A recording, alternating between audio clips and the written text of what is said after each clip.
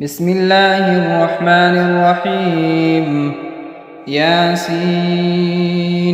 والقرآن الحكيم إنك لمن المرسلين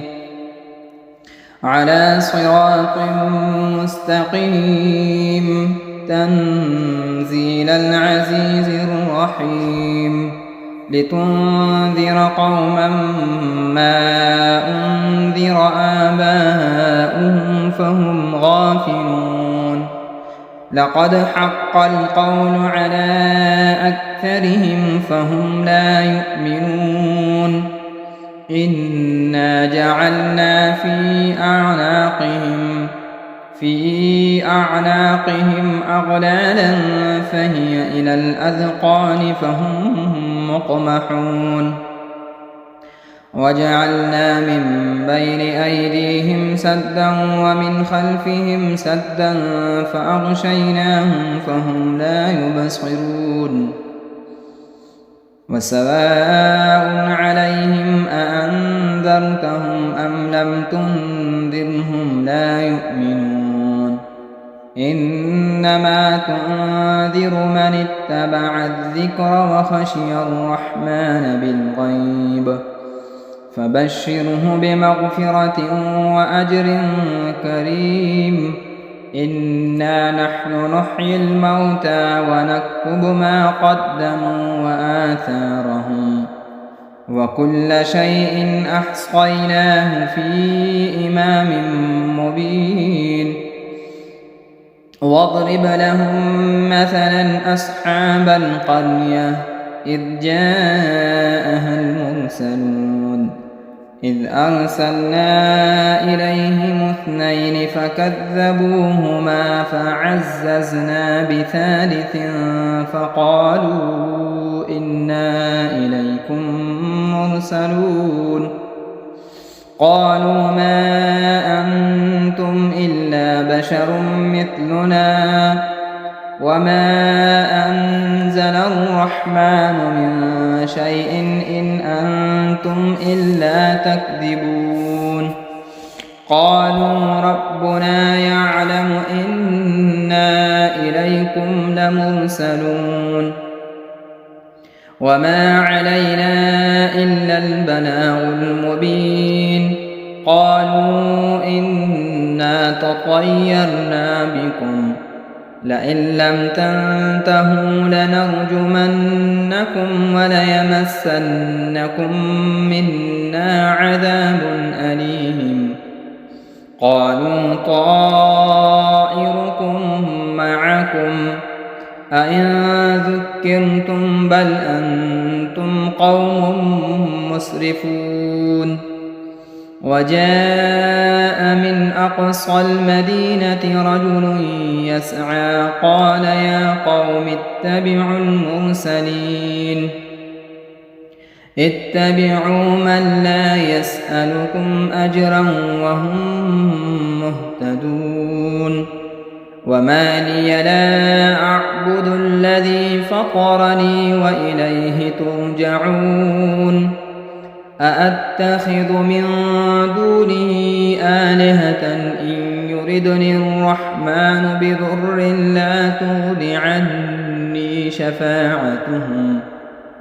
عني شفاعتهم شيئا ولا ينقذون إني إذا لفي ضلال مبين إني آمنت بربكم فاسمعون قيل ادخل الجنة قال يا ليت قومي يعلمون بما غفر لي ربي وجعلني من المكرمين وما أنزلنا على قومه من بعده من جند من السماء وما كنا منزلين إن كانت إلا صيحة واحدة فإذا هم خامدون يا حسرة على العباد ما يأتيهم من رسول إلا كانوا به يستهزئون ألم يروا كم أهلكنا قبلهم من القرون أنهم إليهم لا يرجعون وإن كل لما جميع لدينا محضرون وآية لهم الأرض الميتة أحييناها وأخرجنا منها حبا فمنه يأكلون وجعلنا فيها جنات من نخيل وأعناب وفجرنا فيها من العيون ليأكلوا من ثمره وما عملته أيديهم أفلا يشكرون سبحان الذي خلق الأزواج كلها مما تنبت الأرض ومن أنفسهم ومما لا يعلمون وآية لهم الليل نسلخ منه النهار فإذا هم مظلمون والشمس تجري لمستقر لها ذلك تقدير العزيز العليم والقمر قدرناه منازل حتى عاد كالعرجون القديم لا الشمس ينبغي لها أن تدرك القمر ولا الليل سابق النهار وكل في فلك يسبحون وآية لهم أنا حملنا ذريتهم في الفلك المشحون وخلقنا لهم من مثله ما يركبون وإن نشأ نغرقهم فلا صريخ لهم ولا هم ينقذون إلا رحمة منا ومتاعا إلى حين وإذا قيل لهم اتقوا ما بين أيديكم وما خلفكم لعلكم ترحمون وما تأتيهم من آية من آيات ربهم إلا كانوا عنها معرضين وإذا قيل لهم أنفقوا مما رزقكم الله قال الذين كفروا للذين آمنوا أنطعم من لو يشاء الله أطعمه إن أنتم إلا في ضلال مبين ويقولون متى هذا الوعد إن كنتم صادقين ما ينظرون إلا صيحة واحدة تأخذهم وهم يخصمون فلا يستطيعون توصية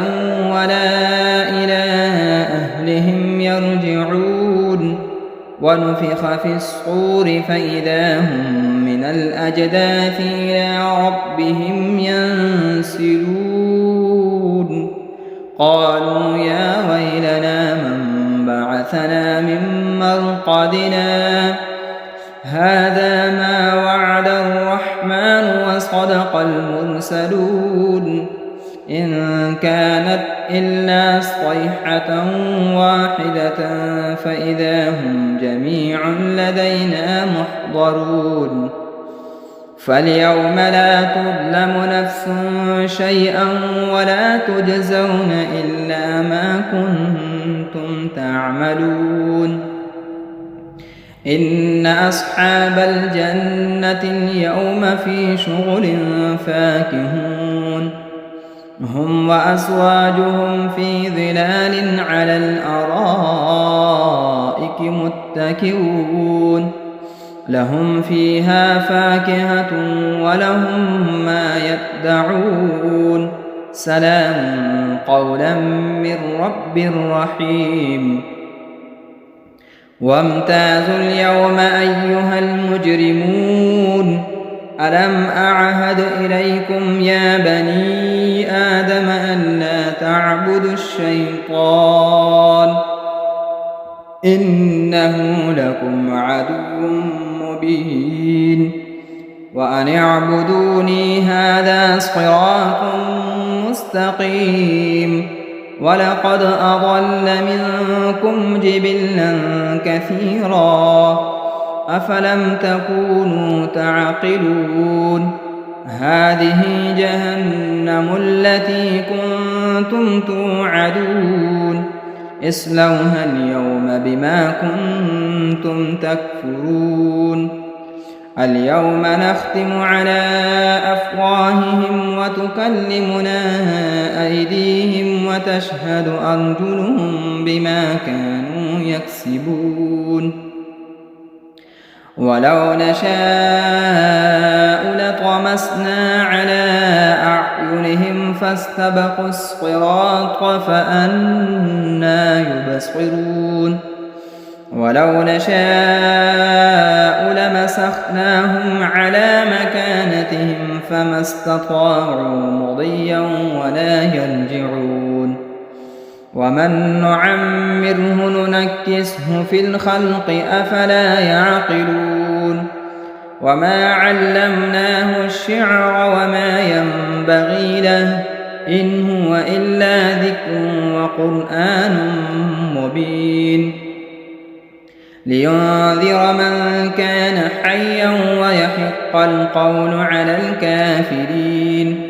أولم يروا أنا خلقنا لهم مما عملت أيدينا أنعاما فهم لها مالكون وذللناها لهم فمنها ركوبهم ومنها يأكلون ولهم فيها منافع ومشارب أفلا يشكرون واتخذوا من دون الله آلهة لعلهم ينصرون لا يستطيعون نصرهم وهم لهم جند محضرون فلا يحزنك قولهم إنا نعلم ما يسرون وما يعلنون أولم ير الإنسان أنا خلقناه من نطفة فإذا هو خصيم مبين وضرب لنا مثلا ونسي خلقه قال من يحيي العظام وهي رميم قل يحييها الذي أنشأها أول مرة وهو بكل خلق عليم الذي جعل لكم من الشجر الأخضر نارا فإذا أنتم منه توقدون أوليس الذي خلق السماوات والأرض بقادر على أن يخلق مثلهم بلى وهو الخلاق العليم إنما أمره إذا أراد شيئا أن يقول له كن فيكون فسبحان الذي بيده ملكوت كل شيء وإليه ترجعون بسم الله الرحمن الرحيم الرحمن علم القرآن خلق الإنسان علمه البيان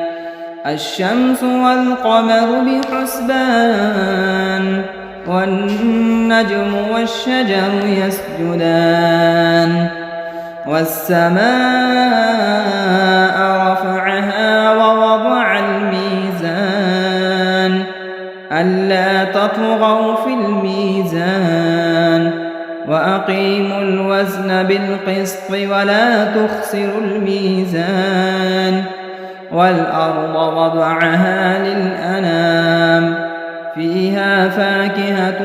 والنخل ذات الأكمام والحب ذو العصف والريحان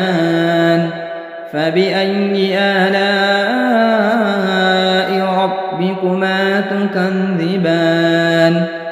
خلق الإنسان من صلصال كالفخار وخلق الجان من مارج من نار فبأي آلاء ربكما تكذبان رب المشرقين ورب المغربين فبأي آلاء ربكما تكذبان مرج البحرين يلتقيان بينهما برزخ لا يبغيان فبأي آلاء ربكما تكذبان يخرج منهما اللؤلؤ والمرجان فبأي آلاء ربكما تكذبان وله الجوار المنشآت في البحر كالأعلام فبأي آلاء ربكما تكذبان كل من عليها فان ويبقى وجه ربك ذو الجلال والإكرام فبأي آلاء ربكما تكذبان يسأله من في السماوات والأرض كل يوم هو في شأن فبأي آلاء ربكما تكذبان سنفرغ لكم أيها الثقلان فبأي آلاء ربكما تكذبان يا معشر الجن والإنس إن استطعتم أن تنفذوا من أقطار السماوات والأرض فانفذوا لا تنفذون إلا بسلطان فبأي آلاء ربكما تكذبان يرسل عليكما شؤاد من نار ونحاس فلا تنتصران فبأي آلاء ربكما تكذبان فإذا انشقت السماء فكانت وردة كالدهان فبأي آلاء ربكما تكذبان فيومئذ لا يسأل عن ذنبه إنس ولا جان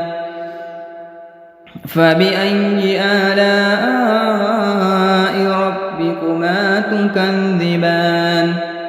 يعرف المجرمون بسيماهم فيؤخذ بالنواصي والأقدام فبأي آلاء ربكما تكذبان هذه جهنم التي يكذب بها المجرمون يطوفون بينها وبين حميم آن فبأي آلاء ربكما تكذبان ولمن خاف مقام ربه جنتان فبأي آلاء ربكما تكذبان ذواتا أفنان فبأي آلاء ربكما تكذبان فيهما عينان تجريان فبأي آلاء ربكما تكذبان فيهما من كل فاكهة زوجان فبأي آلاء ربكما تكذبان متكئين على فرش بطائنها من استبرق وجنى الجنتين دان فبأي آلاء ربكما تكذبان فيهن قاصرات الطرف لم يطمثهن إنس قبلهم ولا جان فبأي آلاء ربكما تكذبان كأنهن الياقوت والمرجان فبأي آلاء ربكما تكذبان هل جزاء الإحسان إلا الإحسان فبأي آلاء ربكما تكذبان ومن دونهما جنتان فبأي آلاء ربكما تكذبان مدهامتان فبأي آلاء ربكما تكذبان فيهما عينان نضاختان فبأي آلاء ربكما تكذبان فيهما فاكهة ونخل ورمان فبأي آلاء ربكما تكذبان فيهن خيرات حسان فبأي آلاء ربكما تكذبان حور مقصورات في الخيام فبأي آلاء ربكما تكذبان لم يطمثهن إنس قبلهم ولا جان فبأي آلاء ربكما تكذبان متكئين على رفرف خضر وعبقري حسان فبأي آلاء ربكما تكذبان تبارك اسم ربك ذي الجلال والإكرام بسم الله الرحمن الرحيم إذا وقعت الواقعة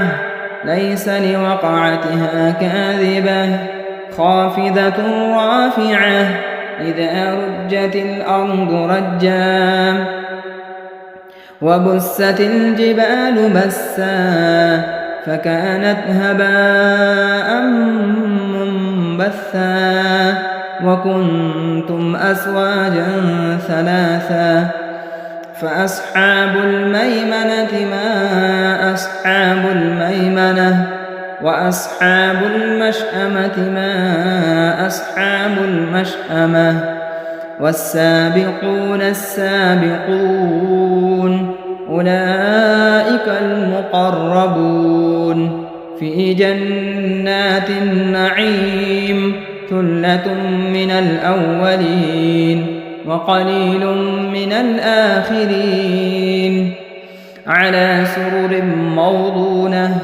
متكئين عليها متقابلين يطوف عليهم ولدان مخلدون بأكواب وأباريق وكأس من معين لا يصدعون عنها ولا ينزفون وفاكهة مما يتخيرون ولحم طير مما يشتهون وحور عين كأمثال اللؤلؤ المكنون جزاء بما كانوا يعملون لا يسمعون فيها لغوا ولا تأثيما إلا قيلا سلاما سلاما. وأصحاب اليمين ما أصحاب اليمين في سدر مخضود وطلح منضود وظل ممدود وماء مسكوب وفاكهة كثيرة لا مقطوعة ولا ممنوعة وفرش مرفوعة إنا أنشأناهن إنشاء فجعلناهن أبكارا عربا أترابا لأصحاب اليمين ثلة من الأولين وثلة من الآخرين. وأصحاب الشمال ما أصحاب الشمال في سموم وحميم وظل من يحموم لا بارد ولا كريم إنهم كانوا قبل ذلك مترفين وكانوا يصرون على الحنث العظيم وكانوا يقولون أئذا متنا وكنا ترابا وعظاما أئنا لمبعوثون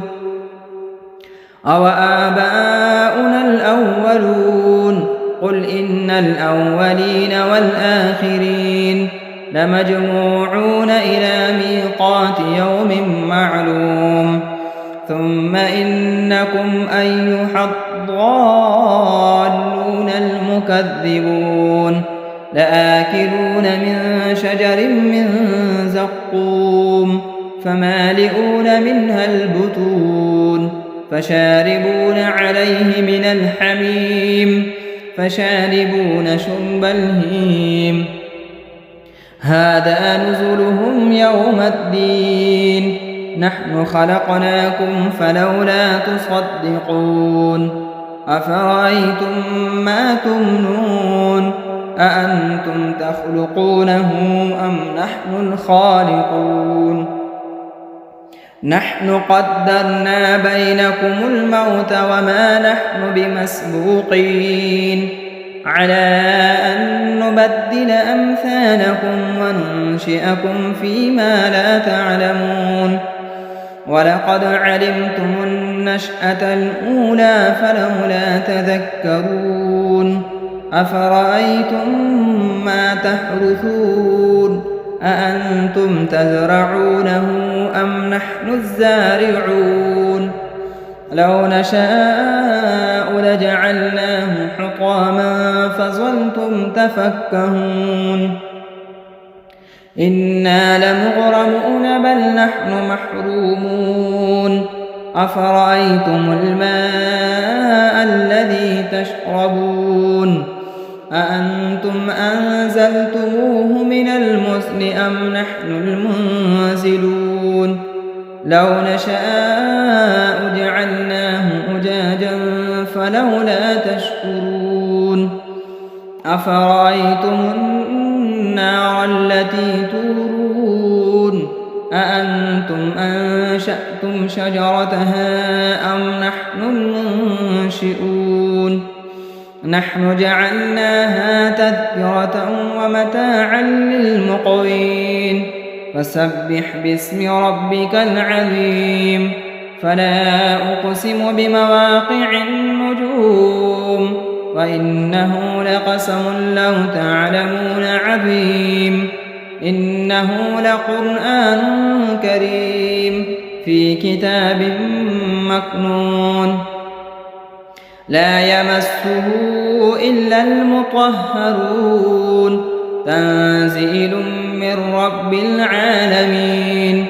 أفبهذا الحديث أنتم مدهنون وتجعلون رزقكم أنكم تكذبون فلولا إذا بلغت الحلقوم وأنتم حينئذ تنظرون ونحن أقرب إليه منكم ولكن لا تبصرون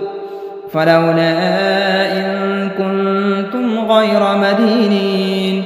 ارجعونها إن كنتم صادقين فأما إن كان من المقربين فروح وريحان وجنة نعيم وأما إن كان من أصحاب اليمين فسلام لك من أصحاب اليمين وأما إن كان من المكذبين الضالين فنزل من حميم وتصلية جحيم إن هذا لهو حق اليقين فسبح باسم ربك العظيم بسم الله الرحمن الرحيم تبارك الذي بيده الملك وهو على كل شيء قدير الذي خلق الموت والحياة ليبلوكم أيكم أحسن عملا وهو العزيز الغفور الذي خلق 7 سماوات طباقا ما ترى في خلق الرحمن من تفاوت فارجع البصر هل ترى من فتور ثم ارجع البصر كرتين ينقلب إليك البصر خاسئا وهو حسير ولقد زينا السماء الدنيا بمصابيح وجعلناها رجوما للشياطين وأعتدنا لهم عذاب السعير وللذين كفروا بربهم عذاب جهنم وبئس المصير إذا ألقوا فيها سمعوا لها شهيقا وهي تفور تكاد تميز من الغيظ كلما ألقي فيها فوج سألهم خزنتها ألم يأتكم نذير قالوا بلى قد جاءنا نذير فكذبنا وقلنا ما نزل الله من شيء إن أنتم إلا في ضلال كبير وقالوا لو كنا نسمع أو نعقل ما كنا في أصحاب السعير فاعترفوا بذنبهم فسحقا لأصحاب السعير إن الذين يخشون ربهم بالغيب لهم مغفرة وأجر كبير وأسروا قولكم أو اجهروا به إنه عليم بذات الصدور ألا يعلم من خلق وهو اللطيف الخبير هو الذي جعل لكم الأرض ذلولا فامشوا في مناكبها وكلوا من رزقه وإليه النشور أأمنتم من في السماء أن يخسف بكم الأرض فإذا هي تمور أم أمنتم من في السماء أن يرسل عليكم حاصبا فستعلمون كيف نذير ولقد كذب الذين من قبلهم فكيف كان نكير أولم يروا إلى الطير فوقهم صافات ويقبض ما يمسكهن إلا الرحمن إنه بكل شيء بصير أمن هذا الذي هو جند لكم ينصركم من دون الرحمن إن الكافرون إلا في غرور أمن هذا الذي يرزقكم إن أمسك رزقه بل لجوا في عتو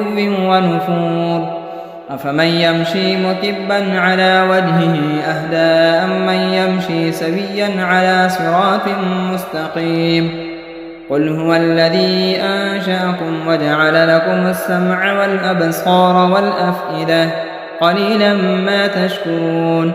قل هو الذي ذرأكم في الأرض وإليه تحشرون ويقولون متى هذا الوعد إن كنتم صادقين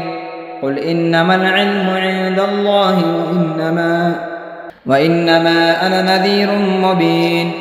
فلما رأوه زلفة سيئت وجوه الذين كفروا وقيل هذا الذي كنتم به تدعون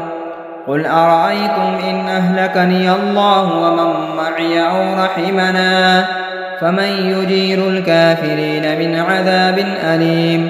قل هو الرحمن آمنا به وعليه توكلنا فستعلمون من هو في ضلال مبين قل أرأيتم إن أصبح ماؤكم غورا فمن يأتيكم بماء معين صدق الله مولانا العظيم.